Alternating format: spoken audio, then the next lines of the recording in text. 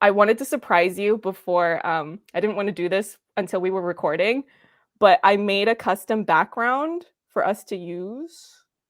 Oh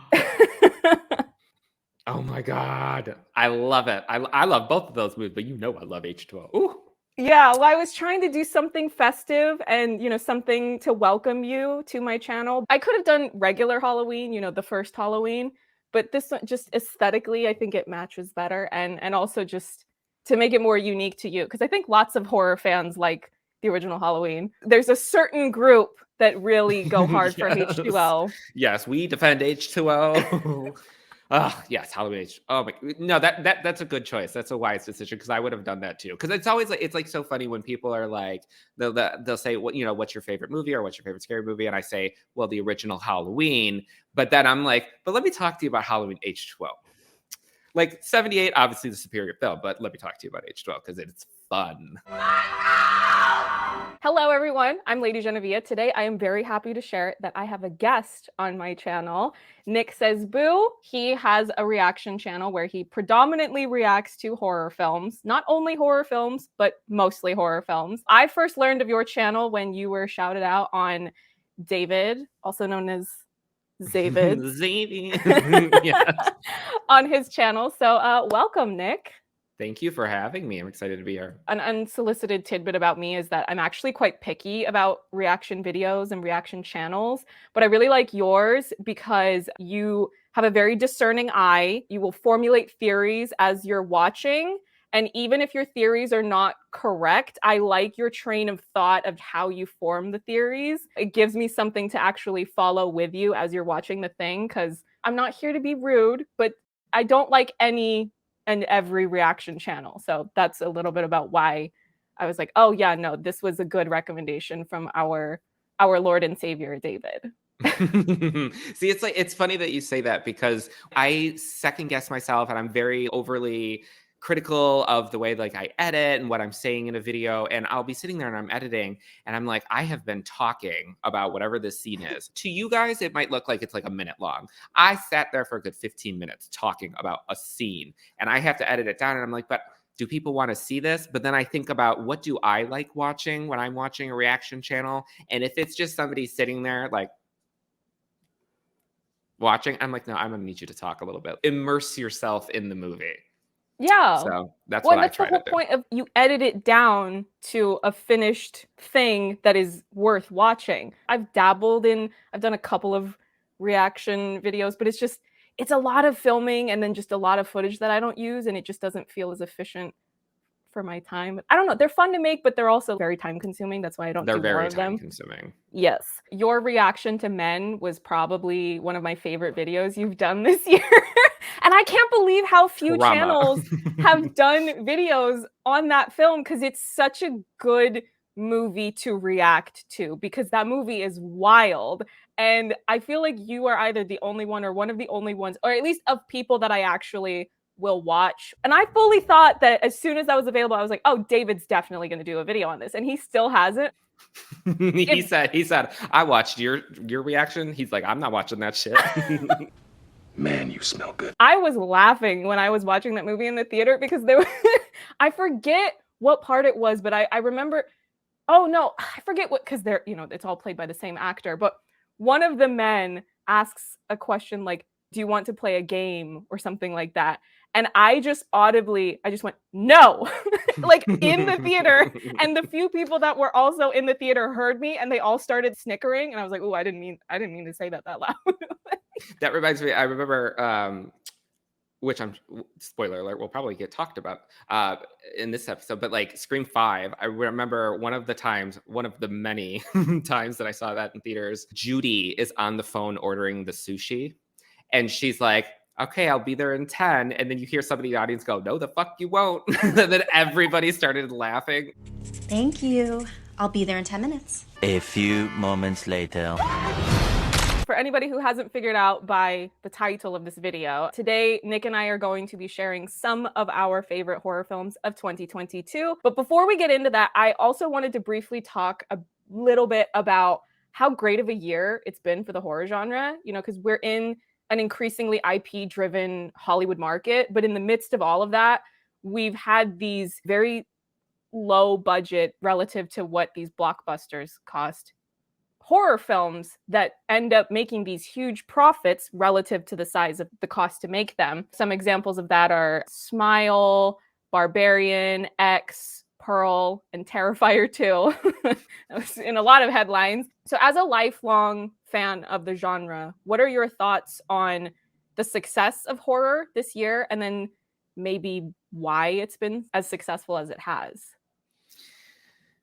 I feel like I don't know. I haven't necessarily really given too much thought as to why it's been so successful this year. It feels like it's like a cycle that happens every, maybe like once or twice a decade. I think of the 90s, and I feel like there wasn't a lot going on that people remember from horror the first half of the 90s. But then Scream came out, and I know like everybody kind of refers to them as Scream knockoffs. You can call them whatever you want.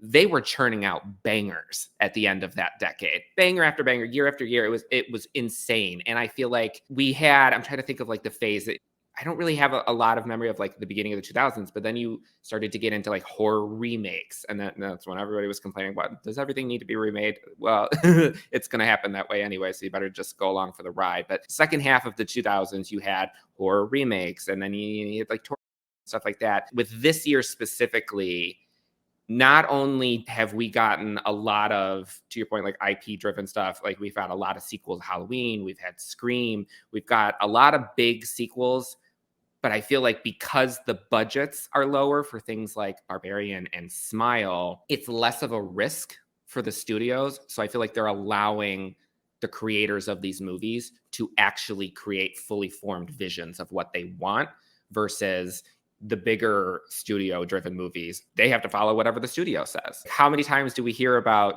people talking about, I made this, we had somebody create this prosthetic, all this other stuff. It was so good. But then the studio was like, you can't put that in the movie. And I feel like this year there was less of that interference.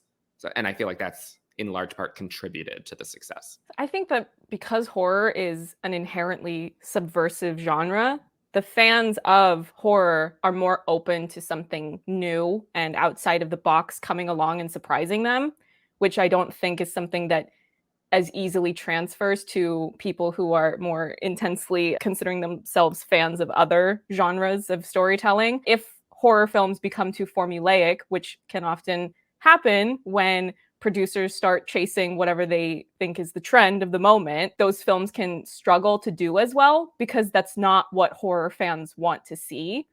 And I think as well, horror fans being just genuinely excited about something that generates organic publicity, which can then of course bleed into people who don't necessarily keep up with any and everything related to new releases with horror. I wouldn't consider myself a horror aficionado. I think I'm later to joining, being able to appreciate the genre, because I couldn't watch it when I was little. I was too scared. So I had to work my way there.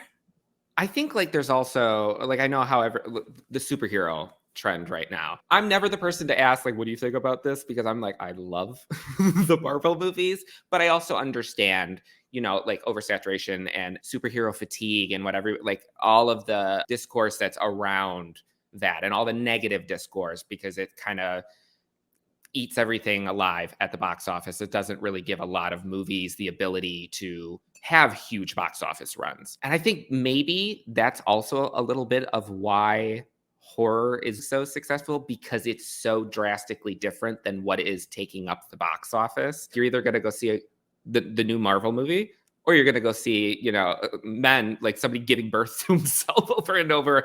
And I'm like, well, I want to see both. So they're going to get, both of them are getting my coins. But I feel like for people that are like, I'm so sick and tired of seeing another Marvel movie, I'll go watch and traumatize myself over here. It's so funny that you say that, because I saw Men, I saw X, Pearl, You Won't Be Alone. I've seen those movies. What MCU movies have come out this year? The only one I saw was the Sam Raimi one, but that's because I was excited for Sam Raimi to finally be out of director's jail. But all the other ones, have not seen him. No idea. I'm trying to think, because this TBH, this phase of Marvel is a little Dragger. There's been a couple like there's been the Doctor Strange one with Sam Raimi. There was Black Panther that just came out. The Thor. We don't talk about Thor. Drag her. Justifiably, me. It's not for me. I'll just say that. See, and that's the way that it should be. Like people just say, like when people ask me about okay, Hellraiser, the original Hellraiser, it's not for me. I understand why people like it, but it's not for me. But I appreciate you saying that because so many people are like, how could you not like that? It's a classic. Or how could you not like Marvel? I'm just like, it's just not for me. It's not my vibe. It's not for me is the polite version of my opinion. The more aggressive opinion turns into a 3-hour rant about me talking about how the US Department of Defense pumps so much money and the CIA pumps so much money into Hollywood to put propaganda in. Like, why would there be a CIA agent helping Africans? Like, if you know anything about what, like, that's not historically accurate on a historical or current level by any means. Like, Mali just decolonized from France. And yeah, you think the CIA are celebrating that? No. But anyway, not. so there's the polite version and there's the, political rant. It's going to turn into that meme clip of the like, hold on. Like, the princess, like, grow up. It's that. You're going to look at me and you're going to tell me that I'm wrong? Am I wrong? It's my favorite She movie. wore a crown and she came down in a bubble, dog. For the main topic of today's video, we will each be sharing 5 of our favorite horror films of 2022. I told Nick when we were preparing for this that there is no specific criteria for how you make your selections. I did make a point of telling him more than once that I'm using the word favorite.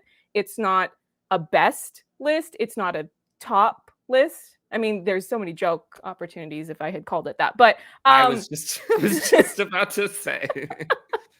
Yeah, because I think if you use those other words, then it can have this connotation of adhering to this very narrow, rigid standard of what professional film critics would categorize as being really high art. And then the types of art that get rewarded are only things that are very serious, very dramatic, but only a certain type of dramatic. So essentially, it's just stuff that is very pretentious and esoteric. Films like You Won't Be Alone or Bones and All. I've seen both of those. Those are the types of films that get on these types of lists. This isn't the Martin Scorsese cinema list. Yeah, but I love Martin Scorsese. Actually, there's a viral clip of Martin Scorsese. I don't know what the event was from, but they asked him, "What are you watching right now?" And he goes, I was just watching Dairy Girls." This is a horrific miscarriage of justice. In a general sense, though, what was your approach or criteria for how you chose your 5? So it was a little bit difficult because thankfully, like I didn't have, to your point, I didn't have to go in there and kind of rank them. So like my selections, if I were to sit there and actually rank them, like this is not the ranking. I tried to look at it in a, how similar is this to other things in the genre? How unique is it? And how specifically, how much do I connect with it based off of my own personal interests? There's just certain interests that I have outside of just specifically horror movies. And things that spoke to me, those are my options. For me, there's the usual criteria of just what is the story like, what is the acting like, the visuals. But one of the other factors that I think I value more than I realized until I was actually thinking about it to talk about it for this collaboration is rewatchability. So essentially, how does this make me feel? What are the themes? Because I'm really into thematic, what is the thematic subtext? What is the socio-political subtext of a film or of a story? If something is very rewatchable for me or for anyone, you're more likely to rewatch it. And then you come to love it even more. Like I'm sure your favorite films that just in a general sense, not just horror films from this year, are things that you have seen over and over and over again. So that was a huge thing. Well, how likely am I to rewatch this? Because there are other films that are technically very well done, but am I ever going to watch them again? Probably not, unless I have to research something that forces me to rewatch it. So this might be like a little weird. Whenever I tell people this, they're like, that it's unique, but it's weird. But like in regards to rewatchability, it's also like re-listenability for me, because what I will do is I will rip the audio from the actual movie, and then I will like doing chores or I'm out driving or something. I'm just listening to the movie. There's a movie that I'm going to talk about, one of my picks, but I've probably seen this movie at this point at least 30 to 40 times.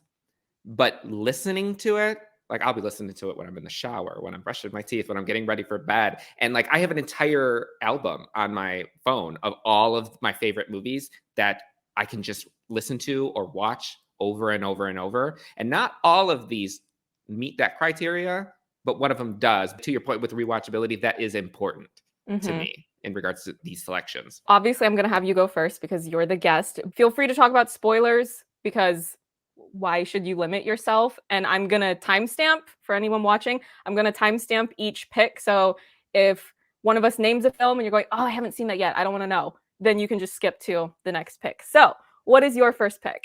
So we'll get the obvious one out of the way. Scream 5, Scream 2022. We're going to call it Scream 5. The very first movie that I ever saw in a movie theater ever was Scream.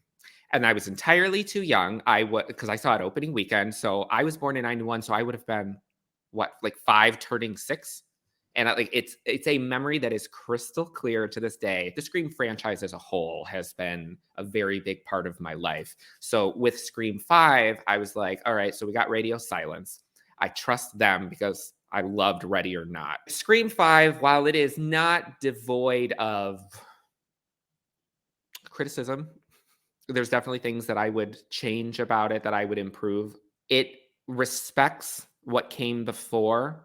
Like you can just feel it when you're watching it. It doesn't 100% try to retread what they've already done. It's still its own thing, but it is done in a way that it does feel like it was done by fans of the preceding films, which I appreciate, because there's so many movies that I will watch and I'll listen to like director commentaries and stuff, or I'll read interviews and they're like, I don't like horror movies.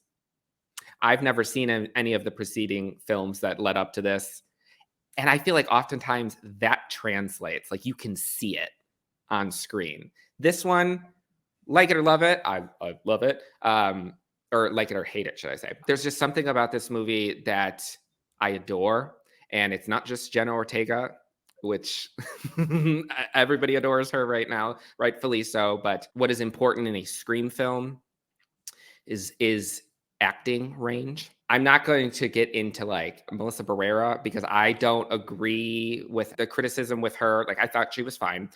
Jenna Ortega obviously has insane range. And when I'm able to just look at like 3 seconds of somebody on film and to see how much emotion, different emotions that they're able to convey with just a look, I'm sucked in like that. And every single scene that she was in, I was super glued to the screen and I felt it. And that's what I want from a horror movie. I want to be able to feel what the characters are feeling. And I got that with this movie. And aside from that, it was fun. We got to see returning characters. This might be a little bit controversial, but I was so glad that they killed off Dewey. I was so glad. Die! I love David Arquette. I love the character of Dewey.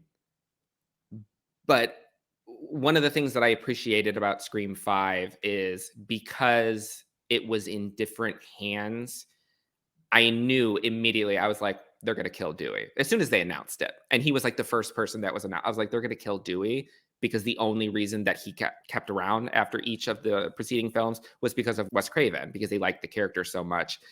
But I think where I initially connected with part 5 was I try to look at it through a little bit of a realism lens. It's unrealistic to think that this character, with the way that they're constantly portraying him as being like bumbling and a little bit of a dope, lovable dope, but a dope nonetheless. I'm like, it just doesn't scream realistic to me that he's still alive after all of this, especially when you have other characters which make smarter decisions around him, but then they die.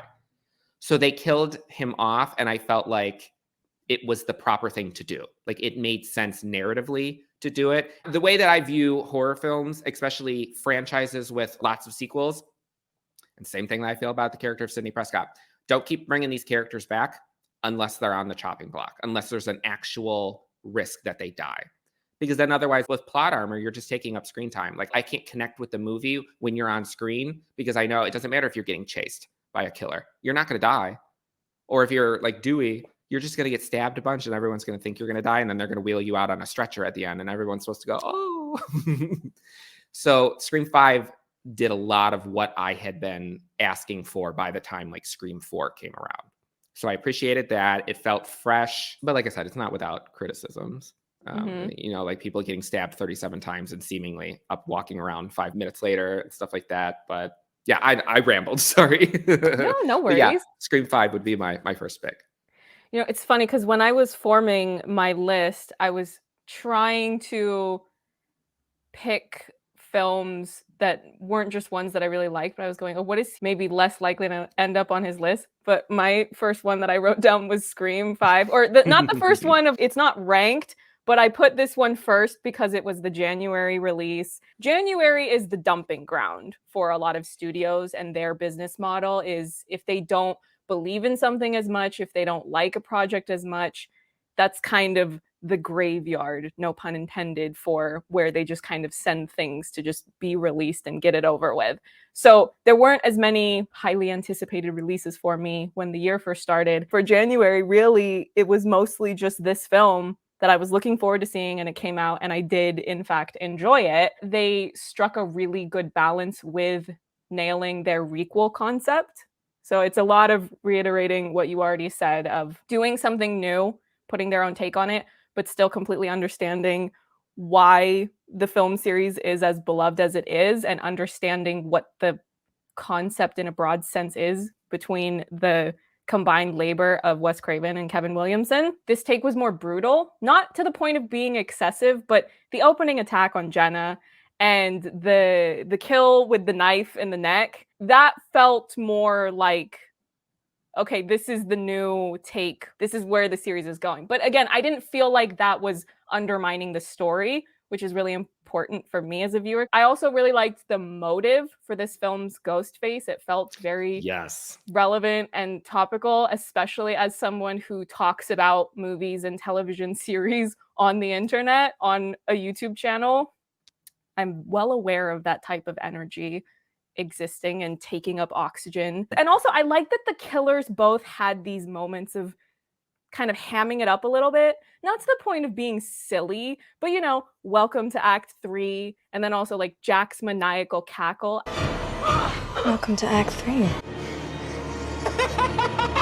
Neither of those things really needed to be in there, but I like that they were, you know what I mean? That's not there for storytelling, that's there for dramatic flair.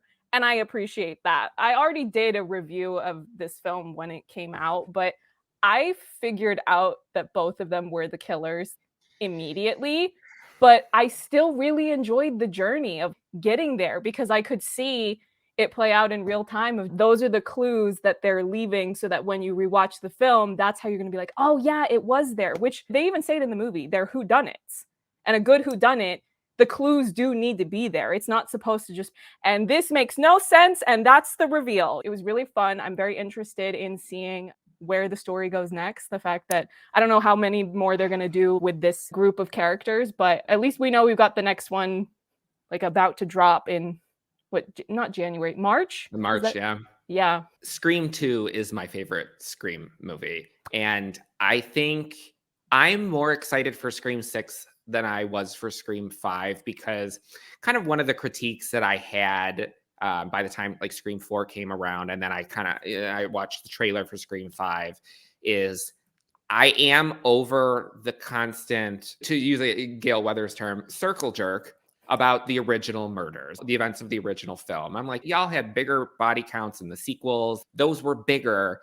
Let's acknowledge those. I don't constantly need to rehash Billy Loomis and Woodsboro. Let's move on. And I knew that 5 was going to be like a passing of the torch, like to a new team. So I knew that it was going to be a lot of homages to what the original film did. So I accepted that very early on. But Scream 6, based off of what little we know about it so far, it seems like it's going to feel like the least Scream movie out of the franchise, because they're fully doing their own thing now. Mm-hmm. And I'm so excited because it feels like Scream 2. The first 3 films have a similar look to them, but Scream 2 has a very different tone than the first. It feels more adult to me. And I feel like that's what I'm going to get with Scream 6, where I think Melissa Barrera just said in an interview this morning, she was like, oh, it is 100 times bloodier. And while I'm not a gore hound, I was like, well, if people are getting stabbed, it should be pretty messy. I think of like Olivia in Scream 4, and I'm like, that to me is horrific.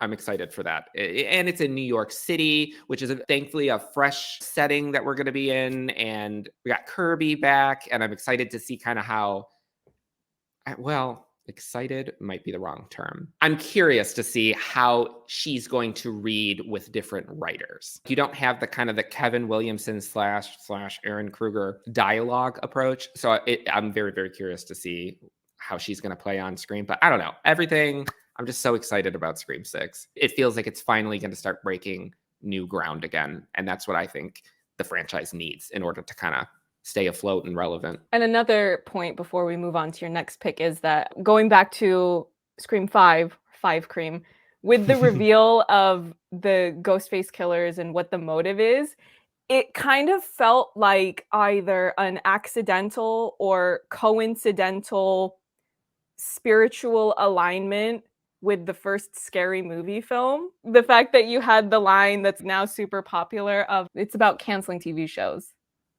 Oh yeah, watching TV shows doesn't create psycho killers. Canceling TV shows does. Watching television shows doesn't create psycho killers.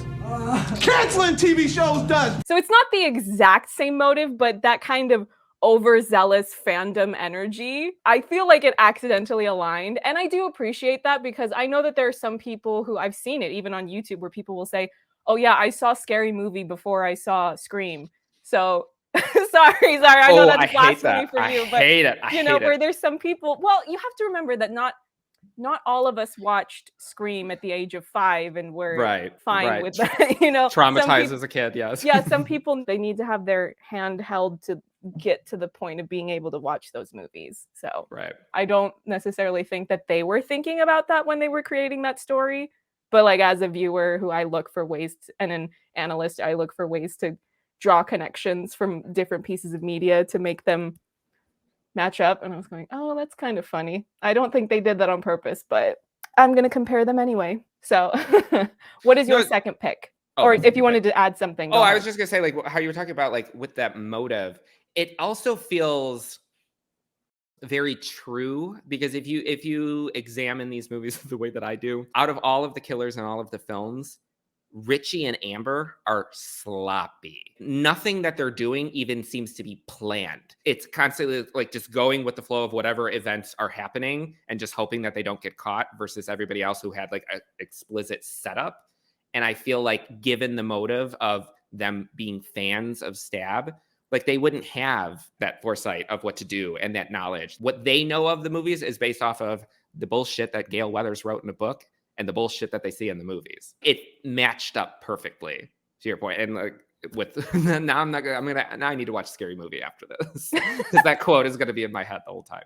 Because I've talked about the Wayans brothers on my channel before, because I was doing a video essay comparing the storytelling and cultural parallels of Some Like It Hot and White Chicks. Some Like It Hot is on my wall. And so I was going through a fair bit of stuff to do with the Wayans brothers and how they don't get as much credit for their skills as storytellers. I think that franchise is not as respected anymore because it changed hands and it changed ownership and all that. But those first two in particular are very beloved. And I mean, yeah, a lot of that is because of Brenda, but they were the ones who created that whole world for those characters to live and breathe in. And just for her as a performer to be able to just play and just act up the way that she did. Now, I'm not gonna lie. Scary Movie 3 is my shit. That's my favorite one. That's my favorite. Everything after Scary Movie 3, we don't talk about it, but Scary Movie 3, yeah, the first three are my favorite. Mm-hmm. And like the first two are very similar, and then the third is its own thing. But yeah, to your point, like the Wayans brothers, they do not get their props, and they should. They have made some of the best comedies in decades. Yeah, and White Chicks is just my jam. If I had more wall space. I love White Chicks. There is not a single moment in which I don't have, like, if I have to like knock somebody out of the way, I'm like, move, bitch. I do it every single. I love that movie so much. Move, bitch. But that movie is very memeable. So, you know, even just the part where she's in the dressing room, she goes, "Are you kidding? Are you kidding?" Or what is it? Tammy the Talking Tummy? It's Tina the Oh, Talking Tina. Tummy. I love it. I love it. It's Tina the Talking Tummy! So yes, your second pick. Men was honest. There was technically I had 6. I couldn't pick between 2 of them, but we kind of talked about Men already. So we'll get that one out of the way. So I do have 5 now. I would say that my second one would be Watcher with Micah Monroe. I saw the trailer and I was waiting for it to come out in the cinema and then it just never did.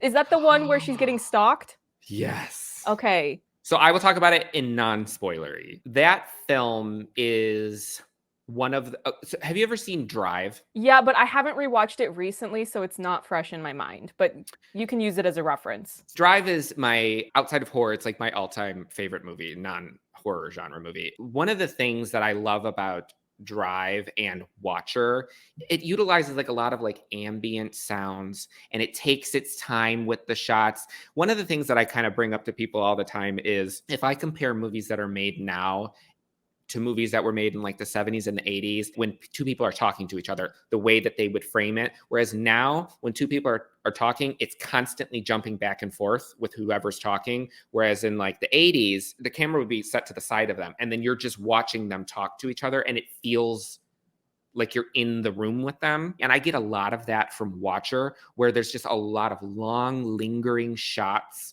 And it's kind of like waiting for your mind to catch up. Again, I'm not going to spoil it, but there's a scene in the movie in like the 3rd act where the camera keeps panning over to something.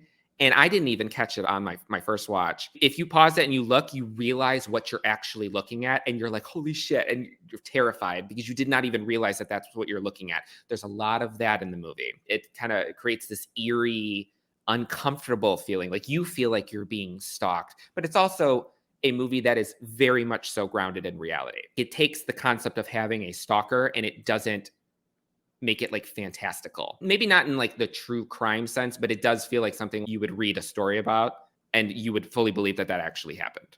Also, Micah Monroe. I love like Micah When Monroe. a Stranger Calls. Oh no, this is too real. That type of vibe. Yeah. Or no, wait, no, not When a Stranger Calls. Why am I... What's the one with Liv Tyler? Like, Because You Were Home? The Strangers. Yes. I promise any horror fans watching this, I'm not completely inept at knowing my references. I was thinking of the correct film. I was just misremembering the title, but because I don't rewatch that film as much just because it's a lot. But yeah, I mean, I would say like that's a good example too, where like a lot of people will say The Strangers is boring for a good portion. And I'm like, I'm not bored. For me personally, I'm like, it takes its time scaring you. Yeah. And that's exactly what Watcher does. See you later. Who are you? Oh no. Oh no. Oh no. Are you caught up on Chucky? Yes. Yeah. So like, I think it was the first episode of this current season where Chucky calls Jake on the phone and he's like, is Tamara home? And I was like, that's a Strangers reference. So I love that like all these years later, like it's still being referenced. And I feel like Watcher, not that it hasn't been super well received because it has been, but I feel like Watcher is one of those, I don't know if I'd call it a slow burn horror movie, but I feel like its very existence feels slow burn to me. Like I feel like 5, 6, 7 years from now, that movie is going to be getting praised to no end. It is, you have to watch it. It's so good. It was playing the trailer at the cinema, and I go to the cinema every week, so I see a lot of stuff. Sometimes it's just me rewatching Baz Luhrmann's Elvis, so I saw that 15 times at the cinema because I was like, Baz, I love you. You made me wait a decade for a new movie from you in the cinema, and I saw the trailer for that. I was like, oh yeah, let me see that. And then it just never played. False advertising. Don't advertise the movie at the cinema and then not play it here. Like I'm here. Yeah, that's kind of weird to show a preview at a movie theater for a movie that isn't in the movie theater. Can you shed some light on the current situation? More people need to see it. I do have to say though, I love that Men was a contender to be on your list because I would not have guessed that from watching your video. That you would go, oh yeah, this was one of the best horror films of the year. See, it's funny, like, because somebody commented on that video the other day, and they were like, I love this reaction. It was fun watching you watch it, but I absolutely hated this movie. I thought it was so pretentious with all of the ridiculous religious metaphors and themes that they were putting in there. And I was like, look, I'm not religious at all. Whatever metaphors you're talking about, I don't know. All I know is this movie scared the shit out of me. At the end of the day, do I love beautiful themes in movies? Yes. Do I love beautiful imagery and cinematography and acting performances and the score and how cohesive is the story and all that shit? Yes. But for me personally, if a movie scares the shit out of me, then it's an automatic win in my book. Like I said, I almost passed out watching that movie. See, I thought you were being hyperbolic when we were messaging about that. I almost passed out. There's been a couple of episodes of Hannibal that I've almost passed out. So this is a lot. Because like when I get into a movie, I get into it. I've had people like kind of point out to me, it's strange to me that you seem to be so affected by all of these movies, considering you're such a horror fan. While yes, I am a very big horror fan, like how I was telling you how I listen to the audio from the movies, I find my movies that I like and I rewatch them constantly. So while and I'm not even exaggerating when I say this number, I've probably seen the original Halloween, like actually sat down and watched it 1,000 times at least. My mom was a huge Halloween fan, so I have been watching it since I was I feel like she pressed me up against the television screen while I was still in utero, and I was listening to the score. It was probably on the television in the delivery room. So while I have seen a lot of horror movies, there's a lot of horror movies that I just sort of like stayed with that, which is why and I was at the point I was like, maybe I should make a reaction channel because there's a ton of horror movies that I have never seen, a lot of stuff from the 80s, a lot of stuff from the 70s that I've never seen. And I wanted to start to get through because being in conversations with people who have a more diverse, a wider array of movies that they've watched, they're like, I thought you liked horror movies. I hear this all the time. I thought you liked horror movies. You never seen this movie? And I was like, I do like horror movies. I just watch the same ones over and over. It's my favorite movie of all time. Yeah, me too. My next pick will be controversial to horror fans. I already know, but it's my channel and I will give flowers to anyone I choose. So my next pick is, I might mess up the pronunciation because not all Asians speak the same language. It's the PG-13 Sandra Oh film, which I don't think a lot of people saw. And the people that did were not very kind to it. They gave it really bad reviews, but I really enjoyed it. PG-13 horror gets a bad rap from a lot of horror fans, or not a lot, I don't know. But some of them seem to feel like, oh, it's not horror enough. But again, as I've reiterated more than once, not all of us start watching horror films as children. Definitely for me, I needed to build up my tolerance over many years because I knew that I loved film. So if I would try to explore that genre, I'll watch it on my computer, but I have to have the sound really low because if there's any jump scares, if they're too loud, it's going to scare me. I have to have all the lights on. I have to watch it during the day. So I don't think I started watching horror films at the cinema until probably like 2019. So it's like really recent, but really recent. Like I would watch them like at home. It's safe. I can turn it off if I'm like, this is too much. The scares in the movie or the design of any ghostly figures, it's not going to be at the level of what you would see in an R-rated horror film. It's just not, because it's a PG-13 horror film. But what it does have is character drama and the exploration of that. So there's this sense of dread that builds as you see Sandra Oh's character trying and failing to break the cycle of intergenerational trauma. So I was very emotionally affected while watching this. Not to go on too much of a rant, but I had to raise an eyebrow when I saw how badly this film was received. I couldn't help but feel like, okay, so these people who are getting paid to review these movies, do you lack the capacity to understand or empathize with the culturally specific or ethnically specific experiences that are integral to certain parts of this story? It's not a rant I want to fully unpack because I'm trying to not just scream the entire time I'm having you on for the first time. But also, it's just great to see Sandra Oh acting. She's just so good at it, because there's a lot of moments where she's not even necessarily speaking. You get these close-ups on her face and just really see how she's reflecting on how she's feeling and what she's thinking about, what she's remembering, and what she's being haunted by, whether it's in a literal sense of like her memories or maybe something supernatural that's affecting her. I'm assuming by your reaction that you don't know this film or you haven't seen it. I think let me look this up. I have not seen it, but if it's the movie I'm thinking of, maybe it's on the poster. There's something with eyes. Yeah. Oh yeah, I've seen that poster. That poster is scary. I think that's actually on my list to react to at some point.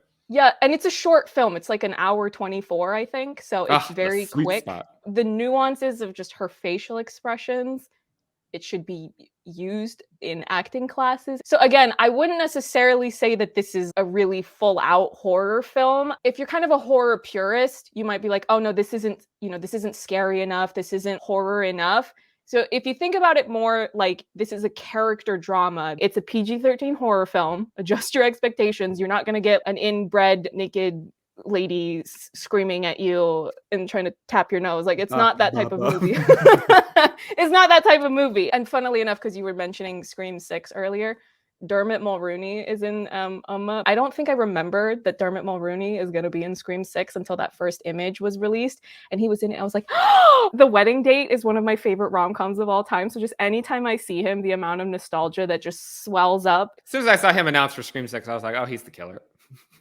Oh, he's gonna be the killer. He's a great actor and he's got range. So whenever like a new Scream movie comes out and they announce the cast, I'm like, who's got range? Because you have to have range in order to be for that killer reveal. And I saw him and I was like, watch it be him because he can act. But then they started announcing everybody else and I was like, damn, everybody can act. Really quickly, in regards to what you were saying about PG-13 horror, it does get a bad rep. The Grudge and The Ring, both of those are PG-13, and those movies are terrifying. Oh. I feel like the fact that they're PG-13, like that is an example, at least in my mind, of where it's fine to be PG-13. I think PG-13 is only necessary if you have a lot of like gore. When they make like a PG-13 slasher, then I'm a little bit confused. But a movie like The Ring or The Grudge doesn't require like a lot of gore. It's fine to be PG-13. And those are some of my favorite movies. So I'm here for PG-13 horror when it makes sense. My next one would be Nope. In the beginning, how I talked about like there's things that I just enjoy outside of horror movies. So like one of the things that me and one of my friends, we bond on is my love for high strangeness and for extraterrestrial stuff and like that. And I feel like something that Nope did, while it's obviously about aliens, there was only like 2 or 3 locations that you're even in the movie. Like you're primarily at their house, but you still have this huge mountain range, desert that they're around. You're either there, you're at where they're you've seen Nope? Where they're having, you know, the presentation for all the people where the, you know, alien comes down and sucks everybody up, or you're at the store where they buy all the cameras. That's it. And it feels very contained and it feels very focused on the characters. Yes, you have this giant alien that pops up at the end, but I don't even really feel like the alien is the main focus of the movie. It's a character driven movie. I was very invested in what was going on with Keke Palmer and her character and Daniel. Oh my God, how the hell do you say his last name? Kaluuya? You know. My name is Daniel Kaluuya. Fantastic actor. Yeah. And I was very, very interested in what he was doing. And then when I always forget the guy's name too, but the guy who played the bad guy in The Crow, who's got the really deep voice, who gets sucked up at the end, I loved him too. But I love movies where, especially horror movies, where it's character focused. I love good character work versus the main draw of the movie just being the monster or whatever it is, which is what like Halloween Ends. Like I know a lot of people didn't like that, but because he's barely in the movie, which I understand. But I'm also like, this is like what, the 13th movie? Like y'all got 12 other movies to go and watch with this man, and to go watch that. Well, 11 if you count, you know, Season of the Witch. Very, very character focused. And Jordan Peele, just his eye for framing is so good. The scene that really stands out the most to me in that movie is when the guy gets out of the car and then he just kind of like looks up because like he can't hear the rain anymore. And the way that the camera pulls back and you realize how actually big this thing is, scared the shit out of me. That movie scared. I mean, well, yeah, I did the reaction to that too to scare the shit out of me. But that movie is just, it's so good. You were talking about how you like themes and stuff about how it talks about, how do I word this? The fact that they're Black is not a main focus in the movie outside from like the opening with like the horse training and the first Black person ever on a film or to create a motion picture. They lay the groundwork very early on in the movie with that, but I feel like it's integrated and woven into everything that happens later on in the movie. And you don't get that oftentimes in movies. I feel like when there's political themes or social political themes that are added into the film, I feel like they're constantly hammered over your head throughout the entire film. It's in there from the very beginning. It's more straightforward in the beginning, but throughout the rest of the film, I never forget why I'm watching these characters do what they're doing, because I heard it in the beginning of the film and I could see it in their actions, versus like a film which might say like, everybody hates gay people. And then every single scene, you have to have something hammered in about, this is all the drama and the struggles that the gay community has. I get it. You don't have to keep hammering it in. Nope is a movie that it doesn't do that.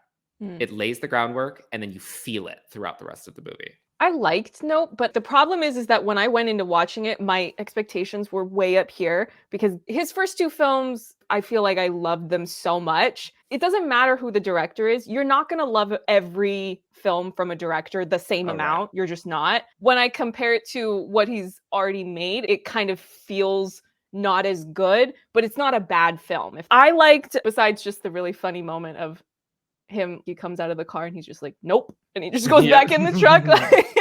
I love a title drop. If I were to try to pick up on a thematic element that I liked, was the idea that part of the reason why he's able to survive when others can't is that he has more of a respect for nature and an understanding that the power of nature is so far above. It's like the idea of trying to fight a tornado. Right. Don't be ridiculous, or fighting like a wild apex predator. Don't do that. Don't go and antagonize that. Don't go play games with that and then be shocked that it goes wrong. It's a good movie and I enjoy it. I appreciate all the technical merits that everyone has always praised to death, because I feel like his other movies are a little more, you're going to go on this ride and it's going to be really intense, but I don't feel like I was really scared when watching Nope. Whereas like the other two movies, Lupita in his last movie, when she comes up from the sewer, underneath the beach or wherever they were.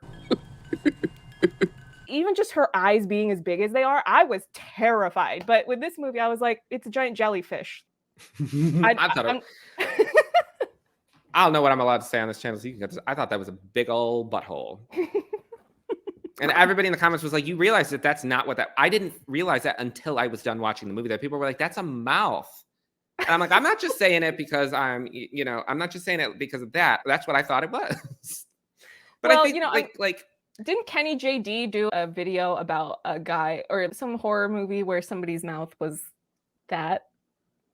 I'm pretty sure. I don't know what the movie is, but I didn't even know something like that existed. That's like that one Christina Ricci movie where she has like a pig nose or Penelope! Oh, I love that. See, me with my chick flicks. I just had to find someone to accept me as I am till death do us part. My next pick is one that you've done a video on. And I've also done a video on. I did a review of it because I got the screener for it before it was released to the masses on a wide scale. It's Fresh. that was one of my contenders. I really loved the movie. I can't fault it on a technical level. All the cinematography, I love that they have this long, if you want to call it a cold open, luring you into this false sense of security of, oh, here's the rom-com. And then just kidding. No, it's not. Here's the title card, like half an hour into the movie or whatever. I hate to break it to you, but I'm gonna. One of the things that really draws me to that film is something that I can rewatch is that the commentary, the subtext is that it's about systemic misogyny, but it's not overly graphic. I mean, I know that you see Sebastian Stan dancing around with these obviously fake things that he's cutting up in his kitchen. But as far as the actual violence, you don't see actresses having to be brutalized and terrorized. The surgery he performs, I mean, she goes to sleep for that. As a woman who has increasingly started to watch horror, there's definitely a difference. You can tell that this film is made from the female perspective. It's not Terrifier. It's not Terrifier. Oh my God. I feel sick. It's that key detail where she asks, do you only eat women? That's not a line that you put in there by accident. Right. And if Why? That's where the market is. And when you see these glimpses of who his clientele are, they're all wealthy men. And the fact that it's not just about, I have this abnormal desire to eat something that I shouldn't. It's the fact that they want the mementos. They want the pictures. They want these things to make this person really real, where they want to know, this is who I'm consuming and subjugating. This is who I'm owning. There's a lot of commentary in the movie. I also appreciate the detail that his wife is involved in the system. There's this idea that people sometimes perpetuate about if women were in charge of everything, all the problems would go away.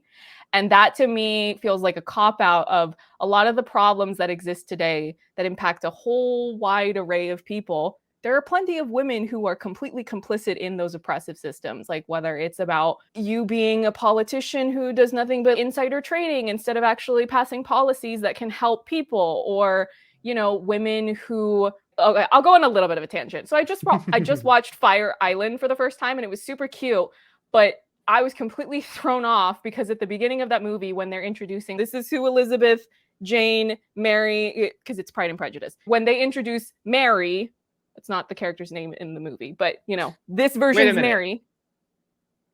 Fire Island is like a modern day interpretation of Pride and Prejudice? Yeah. Oh, because like I haven't seen Fire Island. Oh, yeah, it is. Yeah. But then you were like, I was like, oh wait, did it have characters from the last movie or something? No. When they introduce this new version of Mary, who's the bookish, smart one, so she's the middle child.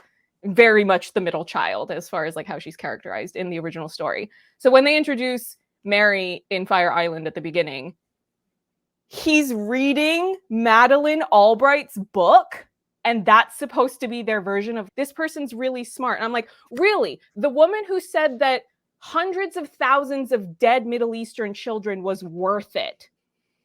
And I was just like, I was so like just shaking with rage. I was so enraged, and it took me like a while to calm down. So getting this back to fresh, the fact that you do see, even though the story is commentating on misogyny, it's not presenting this overly binary idea of all women are the solution. None of us have done anything wrong. I mean, yeah, you could make the argument of, oh, well, she's been traumatized into being part of the system. It's like, I'm sorry, but that's not an excuse. It doesn't make it okay. It's not. Yeah. And then, of course, the end of the movie where we get a Charlie's Angels type team up. We're going to beat this dude down in his own kitchen to add insult to injury. This is your spot. And this is where we're going to just...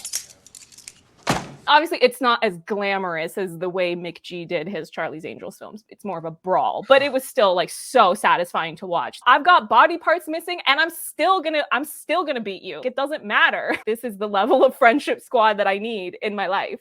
So, and they didn't even, well, some of them knew each other, but the new girl, they didn't know her. She's part of the gang now. Right, they were all like, what, the main girl, she was missing her ass. Yeah. The one girl, she was missing a leg, and the other one, he cut off her boobs, right? Yeah. Fed it to her friend. Death to all of them. Like, death truly. to all of them. Death to all of them. That whole movie was just so great. And because of the fact that it's not overly graphic and it doesn't overly brutalize the women in the movie, that's part of why I can rewatch that. Even though it's horrifying, it's twisted, and it does have violence, but it knows where the line is. It's tasteful. Yeah. To what I was talking about earlier, where it was, where it's more character focused. You're not even seeing like gore as it happens. Yeah. It's always after the whatever he cut off at that point. It's always afterwards. And I appreciated that. You'll probably get this, but like, because you like rom-coms and romance movies and stuff like that, like up until the point that he's sort of revealed to be who he is, it's incredibly romantic. Like I'm fully like I'm like, he's gonna be a serial killer or something, but I am still very much so invested in that. And I liked what they did. The scene at the end, right before she bites off his manhood, the little dance. Yeah, the most Caucasian dance that I've ever seen in my life. It's like to a song, and I love the song that they play. The song is all in Spanish, if I remember correctly. And then they're both white, and they're just doing this dumb dance, and she's about to like give him oral. Also, like, I'm kind of into this, and I'm into their romance, but also like he's horrible, and I don't know what's gonna happen. She's probably gonna die, and then it just there's a lot of things going on all at once. And I feel like that film, it was effective in the way that it managed to balance all of them properly. Oh, I love that movie. That was going to be one of mine. So what is your next pick? So probably X. X introduced me to Mia Goth. I did not realize, like, I've seen the remake of Suspiria. I've only seen it once. And I didn't know who Mia Goth was until I saw X. And then I was like, oh, she was in Suspiria. But it introduced me to her. It introduced me to Ty West because up until like I had not seen House of the Devil at that point. The thing that I love the most about X, and it directly lines up with what Ty West said about the film prior, is this is not breaking new ground with the story. This is not something that you've not seen before. That's not what I want people to look at. I want people to look at the actual film itself, how it's made. It is so 70s, and I love 70s. I love 70s, 80s, and 90s. It is so $1 million budget. Just wanted to throw that in there. $1 million budget. As soon as I started watching that movie, I was like, look at the grain. Look at the film grain. And I was like, you don't see that anymore. Like when I watch Buffy, you could tell it was shot on film. It's another movie that takes its time and it has the long, lingering shots. And to me, as much as I will defend jump scares, good jump scares, I like something that versus making you scared makes you uncomfortable. And I just felt uncomfortable that entire movie. The entire movie. The huge shots of like the fields and the lake. I think that like the entire sequence of Mia Goth before the shit goes down, when she walks out of, because she's got no top on, she's just got the overalls on, and she's just walking along and she walks to the lake and she's just kind of dipping. I was like, this shit has been going on for like 5 minutes at this point, which is normally you've like went through 4 or 5 scenes in a normal movie. And I appreciated that. The characters were likable and, well, maybe not like fleshed out in the sense of like you knew their entire backstory. None of them felt like, at least to me, like throwaway characters. Like they all felt to me like they had a place in the movie versus just being like a body count. I hated Jenna Ortega's boyfriend in that movie. Oh, well, yeah. Yes. I was like... Yeah, I was, as soon as he was like, or she's like, I want to be in the movie. And he was like, you can't. And she's like, what about Psycho? And he's like, well, that was a MacGuffin. And I was like, you are filming a porn. You can't ride both lines. You're either okay with free sex and doing all that, or you're not. Also, I was gagged that that was not the same person from the Evil Dead remake. I thought that was the same person. I still think that's the same person. Corporate needs you to find the differences between this picture and this picture. They're the same picture. I know that there's been a lot of controversy, well, maybe not a lot, but there's been controversy about the fact that there's been a lot of films this year where they're depicting naked old people as being scary and gross. For me, when I looked at Pearl, she doesn't look like a normal old person to me. Like it's obviously hammed up, but there's like a sadness to that character. Despite the fact that she's murdering everybody, I appreciated that there is a little, it does evoke a little bit of like you have to have empathy for her because you feel like she's just stuck on this farm. And I feel like that speaks to a lot of people, especially during a pandemic when we were all stuck at home and we couldn't go anywhere. And it just felt like we were just wasting away. Its timing felt very appropriate.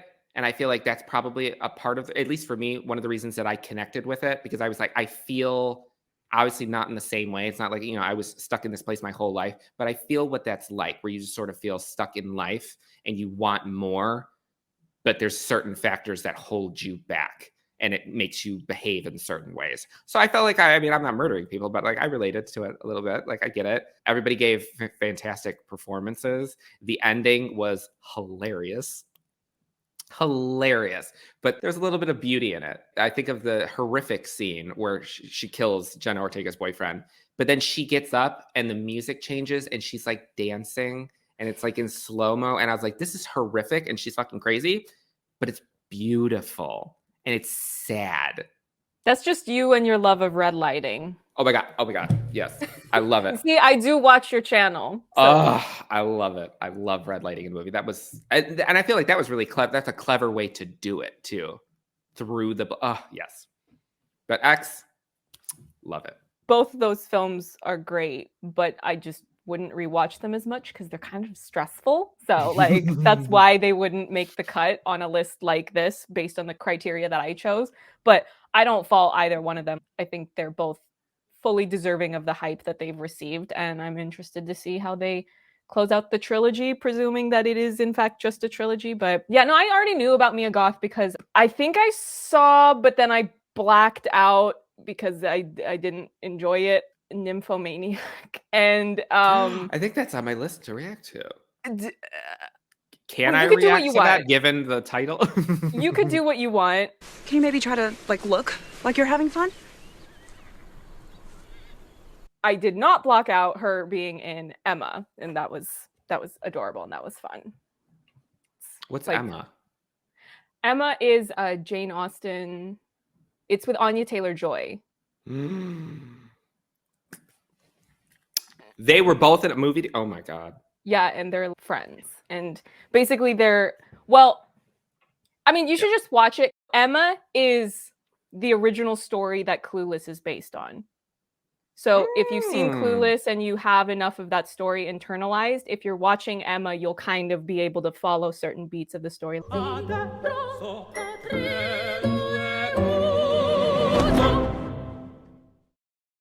I'll just go on to my next pick, which is a recent release. I don't know if you've seen this. I think it's still in cinemas right now. And I feel like I just talked about this yesterday because of how recently I did a review of it, but it's The Menu. I want to see that so bad. Are you holding off on it because you want to do a reaction or okay, yeah. So I won't overly spoil anything. Are you familiar with the premise at least? I know it's like something about that. They travel to a place and there's food, and then it's somebody said that it was very similar to. There's a movie from I want to say it's the 90s called Surviving the Game. Basically, like where they're hunting humans, kind of like The Hunt. I will give minimal information about what's in the movie. Something that I appreciated about it is that I kind of figured that certain technical elements would be really good just based off of what I saw in the trailer, because you see the names that are in the cast and well, these are all very well established names and these are people that I feel are skilled as actors. It's not like they're just famous because they're famous. I've seen you in stuff, you can turn out a performance very well. And there's some nice cinematography because you're being served this really fancy food, so we're going to show it in a certain way that really elevates the whole vibe that we're going for, because you paid how much money to be here to try this food that costs ridiculous amounts of money and how many courses. What I didn't know from watching the trailer is that the movie is funny.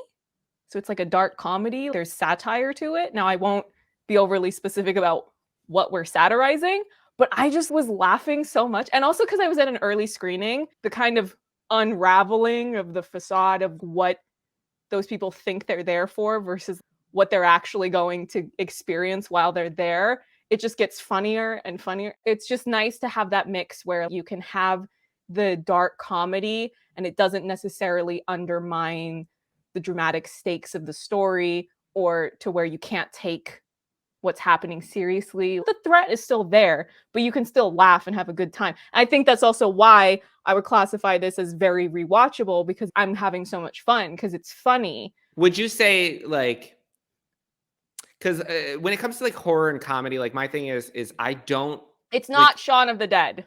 It's not like that. Okay, because like I think of like if I were to compare Scream or Scream 2 to Scream 4. One of the things that grates me about Scream 4 is don't have comedy during your death scenes. Scenes that are supposed to be taken seriously should not have jokes in them. Would you say? It's not quippy. The stakes still feel real. There is a threat of danger. Okay, cool. That persists throughout the story. I think it's also one of those films that are good for trying to bridge the gap between people who don't necessarily like horror or think that they can't handle horror. It's a good good gateway. Yeah, I think so. Who are you? I am Margot. Your last pick. I would say Barbarian. And so Barbarian, I'll tell you a little story. Picture it, Sicily, 1912. Golden Girls. Picture it. Sicily, 1912. With starting this reaction channel, there was a lot of changes that I had to start making in regards to how I consumed movies. Going to the movie theater ever since I was a kid has been just a very, very big spiritual type experience for me. There's just something about the magic of being in a movie theater. But with doing reaction videos and having to watch, if it's a new movie, you want to get your reaction out there as soon as possible to be able to get more people to come in and watch it. So I had to start watching lots of things at home. Because of that, I sat there and I realized, I was like, when is the last time that I saw a movie in a movie theater that was not a Marvel movie? And I was like, it was Scream in January. So I was like, you know what? People are just going to have to deal with it. I want something for myself. So I went and I saw Barbarian in theaters. There was one other person in the theater and they were way in the front. They couldn't hear me because it was a big theater. So I could sit there and talk to myself as if I was recording the reaction. And I would, oh, don't go down there. Oh, the whole time. The movie starts. And the thing that impressed me the most, especially about everything up until I forget the characters' names, but everything with Bill Skarsgård, that entire first act of the movie, it was just subversion after subversion after subversion. And me being a true crime fanatic, I'm sitting there and I'm like, he poisoned the wine. I was like, he poisoned the wine. And then she was like, can you show me the dates from your booking? And he briefly flashes her the phone. And I was like, you didn't get enough of a chance to actually confirm that was the actual dates. And then she asked him a question and then he starts to mumble it. And then she finishes the answer. And I was like, no. And I was like, he's going to, I loved it. I loved that shit because I had no idea what that movie was about. It felt like everybody started talking about it on Twitter. And then I asked a question on Twitter and I was like, everyone keeps talking about that there's a twist. And I said, is this something that I need to see in theaters right now? Or is it going to undoubtedly get spoiled? And they're like, it'll get spoiled. So I was like, yep, I'm treating myself. I'm going to see it in theaters. And thankfully, I did not watch a trailer, did not read a plot synopsis, anything going into that. But the entire first act of that movie, I didn't know that was a monster movie. The synopsis wouldn't have ruined it though. The log line that I saw floating around was a woman checks into an Airbnb, but there's an unexpected guest and the house is hiding dark secrets. It was very vague. People need to take note of those types of synopsises because other ones just spoil the whole damn movie. But yeah, I loved the way that it sort of played with the emotions because I kept waiting for him to attack her. And I did too, because it's Bill Skarsgård, and you put any Skarsgård in a movie, Is that how you say his name? Yeah, han är svensk. He's Swedish. See, I shouldn't say that out loud because I'm also Swedish and I didn't know how to say his name. Little sidebar. Funniest thing I've seen about the Skarsgårds on Twitter was someone saying that they didn't realize that all of those men are related. They thought that Skarsgård was just the Swedish version of Smith, so that it was just a bunch of actors who all have that last name. And the funny thing is if you've ever been to Sweden or if you know enough about Sweden or Swedish things, that is not a common last name at all. The only people who have that last name is them. Honestly, I've met people that did not realize, despite the fact that they have it's not the same face. Not even them, the Arquettes. I've met people, they're like, wait, David Arquette is Patricia Arquette's brother. I'm like, yes. I was watching Bride of Chucky with somebody and I was like, isn't that so crazy that that's Alexis Arquette? And they're like, what? And I was like, yes, it's a whole family. I was like, and they've all been in horror movies. I was like, Patricia Arquette was in Nightmare on Elm Street 3. And they're like, what? I'm like, y'all need to open up a Wikipedia page every now and then. But with Barbarian, I loved how it played with my emotions in the sense of not only am I sitting there waiting for something to happen between those two characters, I remember distinctly feeling guilty because I was like, I kind of want them to end up. I was like, they're cute. I'm not supposed to think that this is cute. I'm supposed to be terrified of this man, but he's kind of sweet. And in my videos, I'll see something. I'm like, walking into a house where there's no curtains, you're not going to catch my ass in the house. No, people with stupid decisions. I'm not going to make those decisions. I watched Barbarian and I was like, I would have been her. I would have been killed because he is too damn sweet for me, which is crazy because Pennywise. I would have been gagged. Look at that. This was at San Diego Comic-Con multiple years ago. I forget what year this was, 2018 maybe? I think. I'm not even going to attempt to say his last name again. We're just going to call him Bill the Pennywise. I don't think that he's an unattractive human being. but I never thought that I would be like, damn, until I saw Barbarian.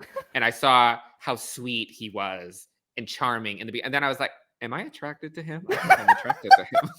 Because I just saw him as like Pennywise, and you never knew like which direction he was looking. Both. Now I'm fully on board. 3:28 a.m. If we're getting into nostalgia, then that's a good segue into my final pick, which I do want to make sure that I share. I know I said I wasn't going in any particular order. It's not a ranked list, but this one is my baby. And before I say the name of the film, I just want to say goodbye. Thank you for coming to every horror fan that is going to come and then never listen to me talk about horror again because I picked this. It's The Invitation. So before everyone jumps at me, let me explain. I am not like Nick. I did not grow up as a child watching horror. It took me a long time to be able to watch more hardcore horror. If we take it all the way back to what were the very beginning baby steps of me being able to go in the direction of horror, it was a lot of stuff with vampires. I did not put Alia here by accident. Anything within reach of me that had vampires in it, I would probably watch it. Some of those are respected, like Francis Ford Coppola's Dracula, and some of them are Queen of the Damned and Dracula 2000 or Van Helsing, which like I still love. I don't know why. I love Van Helsing. I love Van Helsing. It's so much fun. Or also, if we go way back to childhood, The Little Vampire, which, to be fair, the adult actors in that, they did very well. When we get to a film like The Invitation, if you look this up on Letterboxd, you will find a lot of very mean comments about this movie, but you will also find some comments from people who get it. And they will write things like, this movie is for fan fiction girlies only. And I feel that. You get what this movie is for. It's so nostalgic for me on just the vampire side of things, but also plot-wise. The Invitation is slightly more mature version of What a Girl Wants, the Amanda Bynes film. You've got the American protagonist who goes to England searching for family connection, and then things don't go according to plan because she finds herself up against one of the greatest evils of this world, which is the system of English aristocracy. Natalie Emmanuel, fabulous, gorgeous, leading woman, and Thomas Doherty, he ate. He fully understood the assignment. You can just call me Walt. Oh, hi, Walt. Hi. Yeah, so... Daddy? I only gave it 4.5 out of 5 stars on Letterboxd just because I feel like they could have gone more full out with it, because now I'm not 12. Make it more gothy, more bloody. Is it rated R? So it was rated PG-13 for the theatrical cut, but then they have been circulating an unrated cut, and I don't think it's that different. I think they maybe added 1 or 2 extra things for The Invitation besides just the, deeply nostalgic qualities. There's a lot of allegorical commentary about the generational wealth of English aristocracy being drenched in blood. And I see a lot of comments online talking about how convincing the romantic chemistry is between the two leads. Some of it I would imagine is just joking, but some people, I don't know how much they're joking, where they're like, oh, well, if he had asked me to join him, I wouldn't have hesitated, say yes. But I think what people don't necessarily always realize, maybe because not a lot of people have watched this, is that that's kind of the whole point, is that it is seductive. It is appealing to be offered. You no longer have to worry about all of the crushing weight of capitalism. And on top of that, you get to live an extremely luxurious life. So that on its own is a very appealing offer. But what you have to understand is that what the movie is very astutely addressing is that that's not an offer that is without strings. The whole way that you can live a life like that in real life, not just in this movie, is you have to sell your soul. And I don't mean that in I believe some weird conspiracy theory about demons. It's not like that. I'm just saying it in the sense of you need to be able and willing to turn off your empathy. And you need to be willing to know that the life of luxury that you're living is at the cost of lives. It's at the cost of so many people that you will never meet. In a vampire context, I'm sure you would meet them because you're going to see who you're eating. But in the real world equivalent of that, what it's symbolic of It's an anti-capitalist movie because any movie that is talking about how prioritizing wealth and privilege over human life, over animal life, over the environment, and how that's evil, that's an anti-capitalist movie. This is an anti-capitalist movie. It's also anti-imperialist because if we talk about the colonial history of England and how that has shaped the way England is today, the fact that England is one of the largest purveyors of colonial violence worldwide. Even now, there's this term called the Commonwealth. Don't get me started. I think the movie is more astute in what it's addressing than people give it credit for. I think some people who kind of know that that's there, they kind of dismiss it. Are they royalty or something? No, it's just old money. England's full of it. I think the movie is smarter than people give it credit for. I think it's also very sexy and nostalgic, which I appreciate. And it's also an Eat the Rich movie. I love a good Eat the Rich movie. That's a very common trend across a lot of the movies that end up very highly ranked in a general sense or on any of my lists. You know, I love a good Eat the Rich movie. Damn, this movie's. I thought this was just a movie about vampires. You like completely recontextualize this. I'm gonna have to, when I sit down, I'm like, all right, we got to put on my monocle because holy shit. I think people think that vampires are cheesy, and I'm like, no, they're not cheesy. They're classic.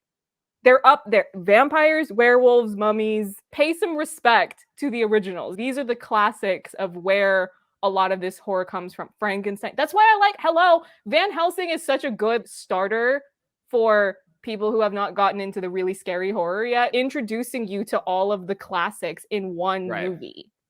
Well, it's like you had the Universal classic monsters for decades, and now the newer generations, their Universal monsters are Michael Myers and Freddy Krueger. They don't understand, like, you wouldn't have these if you did not have those. I love the Universal monsters. Yeah, I think somebody on Twitter that I once saw when The Invitation was out and it was more new, and they were making the point of, I need all my followers to listen to what I'm saying. All the bad stuff you've heard about The Invitation, disregard it. Throw it away, because this is Brides of Dracula fan fiction. I don't know, maybe I'm just very sensitive and protective of my baby, The Invitation, but I'm just like, listen, I'm not going to act like this is something that everyone's going to love or everyone's going to get, but I love it for the reasons that I over-explained.